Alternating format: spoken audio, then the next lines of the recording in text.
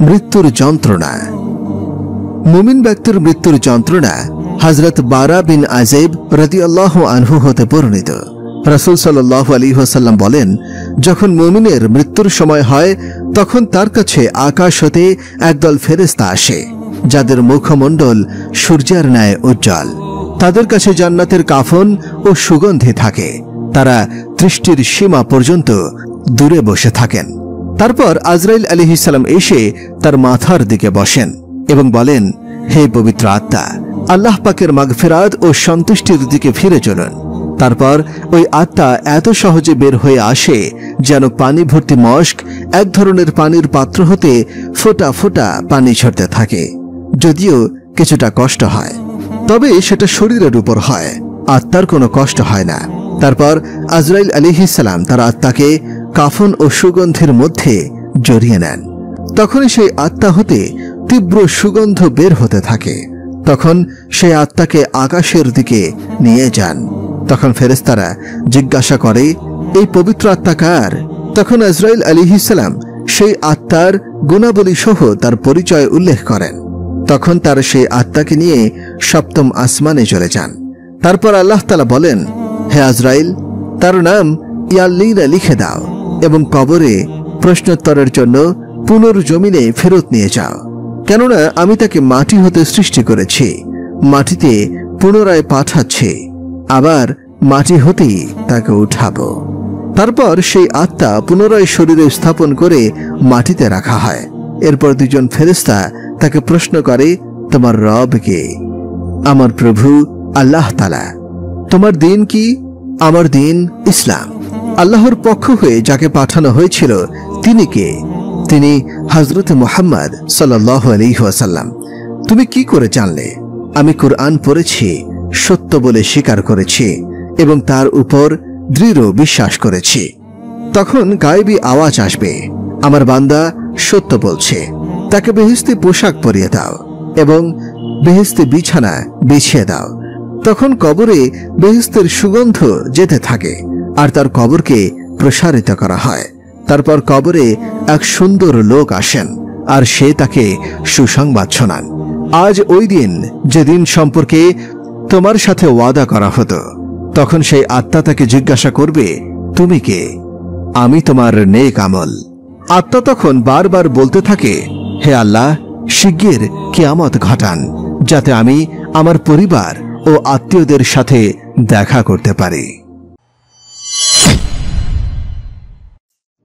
হযরত আবু হুরায়রা রাদিয়াল্লাহু আনহু হতে বর্ণিত, রাসূলুল্লাহ সাল্লাল্লাহু আলাইহি ওয়াসাল্লাম ইরশাদ করেছেন, সর্বশেষ যে ব্যক্তি জান্নাতে প্রবেশ করবে তার অবস্থা এরূপ হবে যে বদ আমলের কারণে প্রথমে তার ঠিকানা হবে জাহান্নামে, যদিও সে মুমিন হোক না কেন, কারণ মুমিন বান্দাকেও তার বদ আমলের কারণে শাস্তি ভোগ করতে হবে। এজন্য সে প্রথমে জাহান্নামে যাবে। জাহান্নামে দগ্ধ হওয়া অবস্থায় সে আল্লাহর কাছে আরজ করবে, হে আল্লাহ, জাহান্নামের অগ্নিশিখা ও তার উত্তাপ আমাকে পুড়ে ফেলেছে। আমার প্রতি অনেক দয়া হবে যদি আপনি আমাকে ক্ষণিকের জন্য হলেও জাহান্নাম থেকে সরিয়ে পারে বসিয়ে দেন, যেন অল্প সময়ের জন্য হলেও জাহান্নামের আগুনের দহন হতে বাঁচতে পারি। আল্লাহ তাআলা তাকে বলবেন, যদি আমি তোমাকে সেখানে বসিয়ে দিই এরপর আরো কিছু দাবি করবে না তো? লোকটি বলল, হে আল্লাহ, আমি ওয়াদা করছি, শুধু একবার আমাকে বের করে সেখানে বসিয়ে দিন, এরপর আমি আপনার কাছে কোনো কিছু দাবি করব না। আল্লাহ তাআলা তাকে বলবেন, আচ্ছা ঠিক আছে, তোমার কথা মেনে নিচ্ছি। তারপর ওই ব্যক্তিকে জাহান্নাম থেকে বের করে জাহান্নামের পারে বসিয়ে দেওয়া হবে। জাহান্নামের পারে কিছুক্ষণ বসে থাকার পর তার চিন্তা শক্তিতে আরো কিছু পাওয়ার আশা সৃষ্টি হবে।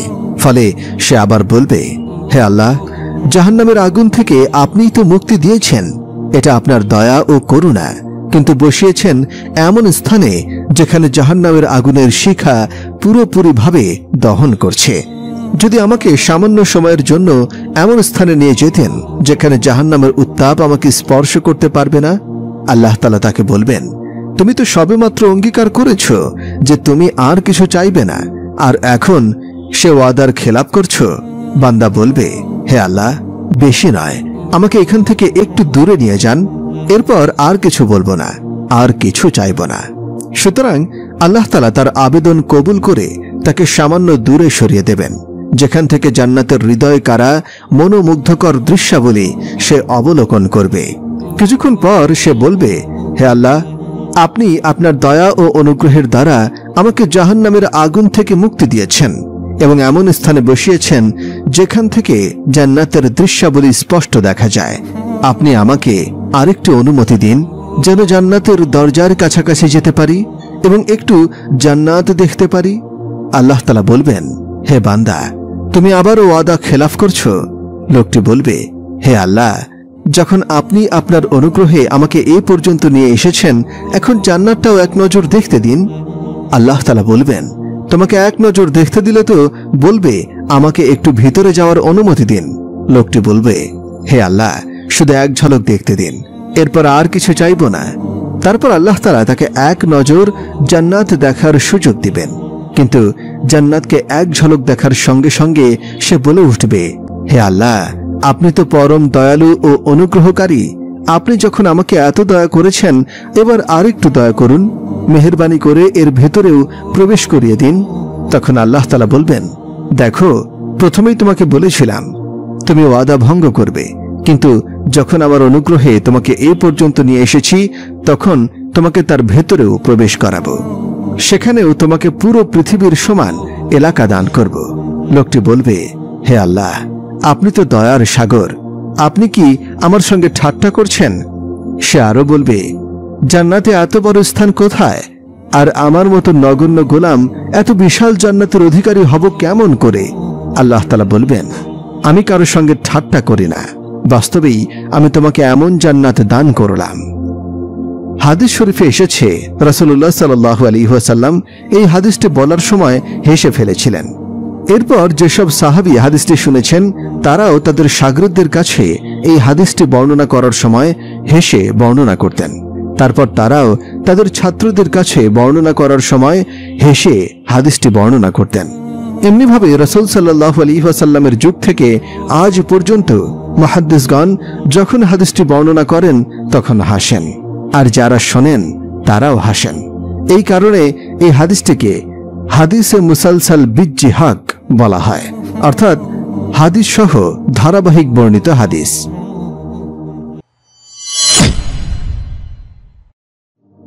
মুসা আলাইহিস সালাতু ওয়াস সালামের সময়কার একটি সুন্দর ঘটনা। হযরত মুসা আলাইহিস সালাতু ওয়াস সালাম একবার আল্লাহ তাআলার কাছে আরজ করলেন, হে দয়াময় প্রভু, আমার উম্মতের মধ্যে কে সবচেয়ে খারাপ ব্যক্তি আমাকে দেখিয়ে দিন। অদৃশ্য থেকে আওয়াজ এলো, আগামীকাল সকালে তুমি পথের ধারে বসে থেকো। যে ব্যক্তি সর্বপ্রথম এই পথ অতিক্রম করবে, সেই ব্যক্তিই হলো তোমার উম্মতের সবচেয়ে খারাপ। হযরত মুসা আলাইহিস সালাতু ওয়াস সালাম ঠিক সময় মতো নির্দিষ্ট স্থানে বসলেন।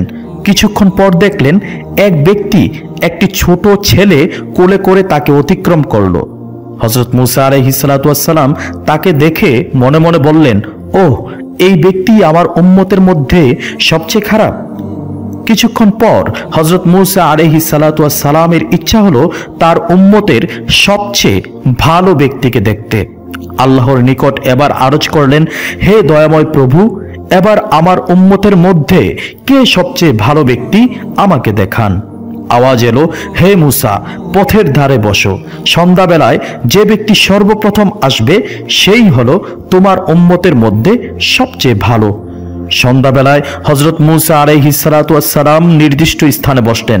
কিছুক্ষণ পর দেখলেন সকালের সেই ব্যক্তি ছোট ছেলেকে কোলে করে ফিরতি পথে আসছে।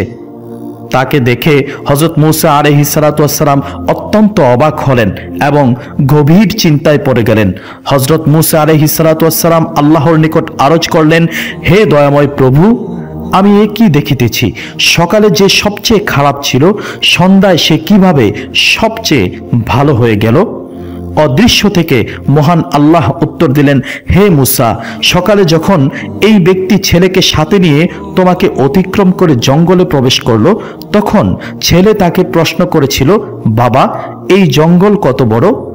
সে ব্যক্তি উত্তরে বলেছিল, অনেক বড়। ছেলে আবার প্রশ্ন করলো, বাবা, জঙ্গল থেকে কি বড় কোনো কিছু আছে? তখন বাবা বলেছিল, হ্যাঁ, ওই পাহাড়গুলো জঙ্গল থেকে অনেক অনেক বড়। ছেলে পুনরায় প্রশ্ন করলো, পাহাড় থেকে কি বড় কিছু আছে? বাবা বলল, আছে, এই আকাশ। ছেলে আবার প্রশ্ন করলো, আকাশ থেকে কি বড় কিছু আছে? সেই ব্যক্তি বলল, হ্যাঁ, আমার পাপ এই আকাশ থেকেও বড়, আমার গুনাহ এই আকাশ থেকেও বড়। ছেলে বাবার এই উত্তর শুনে বলল, বাবা, তোমার পাপ থেকে বড় কি কোনো কিছু নেই? তখন সেই ব্যক্তি চিৎকার দিয়ে কান্না করে লজ্জিত হয়ে গম্ভীর সুরে বলল, আছে বাবা, আমার পাপ থেকেও আল্লাহর রহমত অনেক অনেক বড়।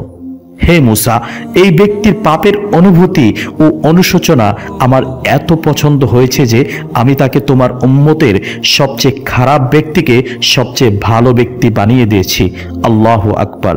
এই গল্পের শিক্ষণীয় বিষয় হচ্ছে, আল্লাহর রহমত থেকে কখনোই নিরাশ হবেন না। আপনার পাপ যত বড়ই হোক না কেন, আল্লাহর রহমত তার চেয়েও অনেক অনেক বড়। তাই যখনই নিজের ভুল বুঝতে পারবেন, তখনই সাথে সাথে আল্লাহর দরবারে তওবা করবেন এবং পূর্বের গুনাহ আর না করার দৃঢ় সংকল্প করবেন। ইনশাআল্লাহ দয়াময় আল্লাহ আপনাকে মাফ করে দিবেন।